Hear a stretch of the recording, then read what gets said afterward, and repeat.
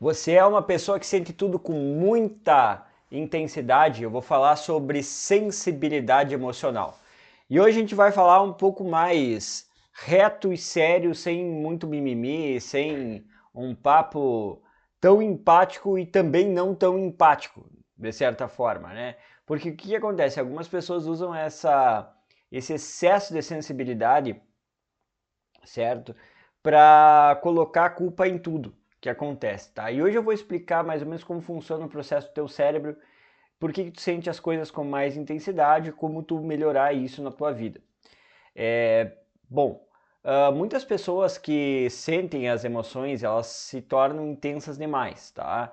Então o que acontece? Quando essas emoções, elas são muito fortes, elas começam a gerar problemas na tua vida pessoal, profissional, no geral, ou seja, vamos usar o exemplo da raiva. Por exemplo, tu é uma pessoa que tem muita raiva, e quando tu tem raiva, tu fica impulsiva, briga com as pessoas, discute com as pessoas, tu já perdeu o emprego por isso, já perdeu o casamento por isso e tal. A gente vai precisar analisar isso para ver se não tem nenhuma patologia, nenhuma doença mental aí agregada, certo? Porque muitas vezes tu pode estar sentindo as coisas e pode estar respondendo. Por quê? Essa questão da emocional, tu vai sofrer tanto externamente, como tu lida com o mundo, e como internamente, como tu lida contigo mesmo. Então tem pessoas que sofrem, sentem as emoções muito intensamente, não tem nenhum comportamento com nada, mas elas sofrem muito e elas acabam descambando para uma psicopatologia.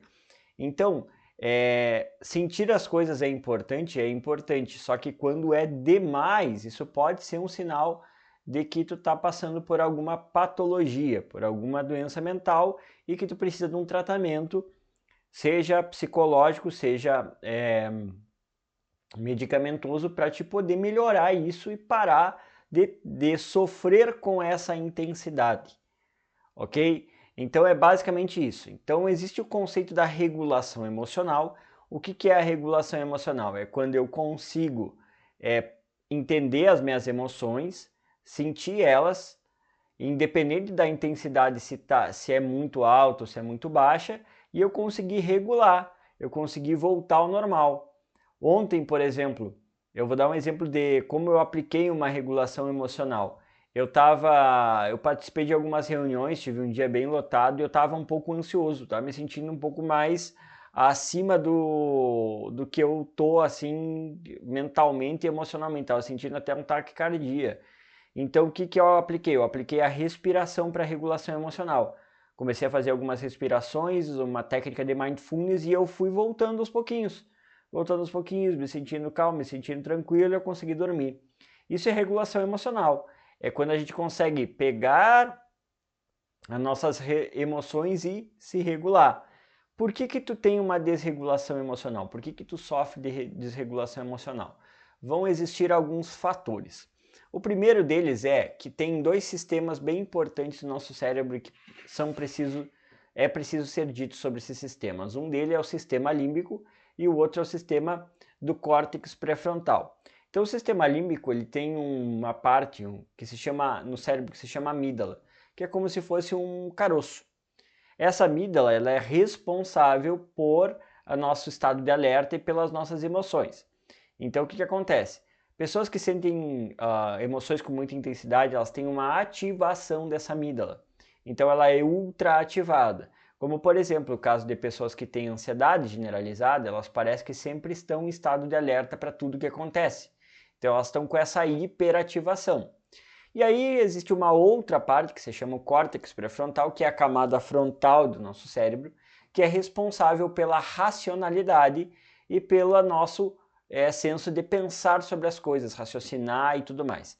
Quando o sistema da amígdala está muito ativado, o sistema do córtex pré-frontal ele não trabalha muito bem. Então isso acaba gerando com que tu tenha vários comportamentos impulsivos.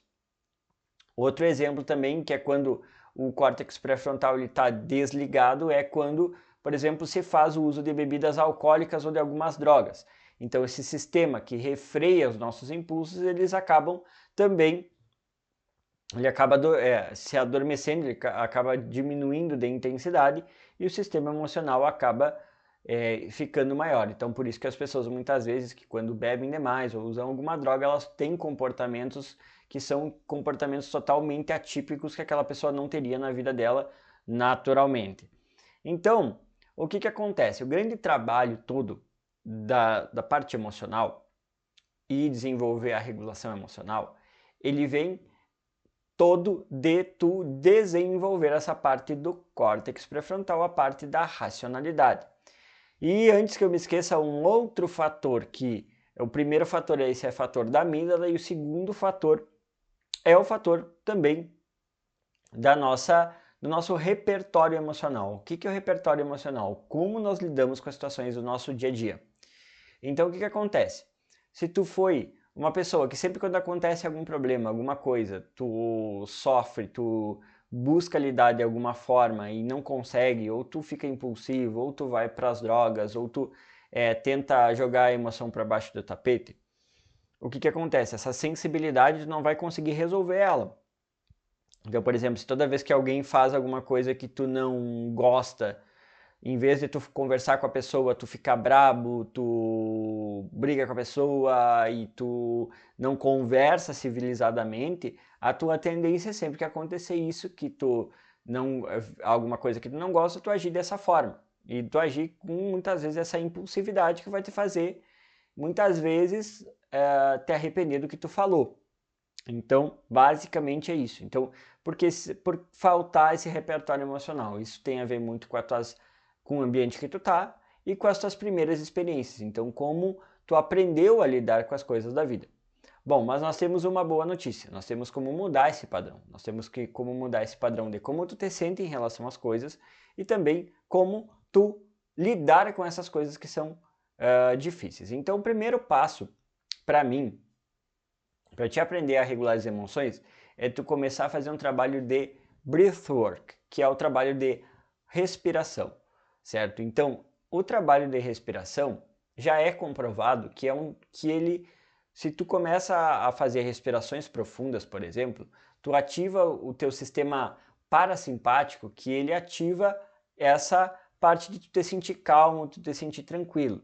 Então, fazer trabalhos de respiração focada em alguma coisa, por exemplo, numa xícara ou até um trabalho de respiração por alguns minutos, pelo menos como uma prática diária, como se tu fizesse uma musculação, elas já conseguem te gerar uma mudança emocional muito positiva. E também quando tu tem um momento que tu tá muito ativado emocionalmente, ou com raiva, ou com medo, o trabalho de respiração, ele é um trabalho muito importante. Então tu pode até entrar no meu canal aqui que tem vários áudios de meditação, certo? Então tu vai buscar ali áudios pacientes, tu vai ver que tem os áudios abertos ali de respiração que vai te ajudar.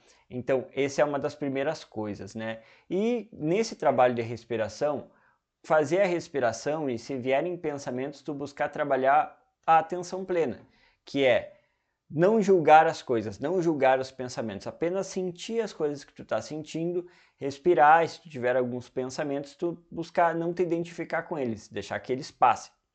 Um segundo trabalho é o trabalho de conscientização das emoções. Então é conscientizar quando está tendo uma emoção, porque muitas vezes tu tem emoção, tu responde, ou tu passa mal, ou acontece alguma coisa e tu nem te deu conta de qual emoção passou contigo. Então o trabalho de nós pegarmos e se conscientizarmos